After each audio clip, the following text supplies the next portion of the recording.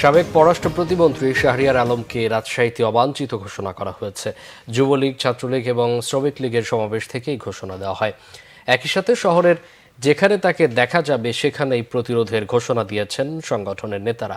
রাজশাহী বাঘা উপজেলা আওয়ামী লীগের সাধারণ সম্পাদক আশরাফুল ইসলাম বাবুলের হত্যাকারীর ইন্ধনদাতা হিসেবে সিটি মেয়র AHM খায়রুজ্জামান লিটনকে দায়ী করে বৃহস্পতিবার আপত্তিকর বক্তব্য দেন শাহরিয়ার আলম। প্রতিবাদে শুক্রবার বিকেলে সাহেববাজার 0 পয়েন্টে সমাবেশ ও বিক্ষোভ মিছিল করে যুবলীগ, স্বেচ্ছাসেবক লীগ, ছাত্রলীগ ও শ্রমিক লীগ। সভা শেষে সাহেববাজার 0 পয়েন্টে শাহরিয়ার আলম এমপির কুশপুত্তলিকা দাহ করা হয়। বক্তারা শাহরিয়ার আলমকে হাইব্রিড নেতা আখ্যা দিয়ে বলেন, মন্ত্রিত্ব হারিয়ে পাগলের প্রলাপ বকছেন তিনি। আওয়ামী লীগের ত্যাগী নেতাদের হৃদয়ে আঘাত করে দেয়া বক্তব্যের জন্য অবিলম্বে ক্ষমা চাওয়ার আহ্বান জানান নেতারা।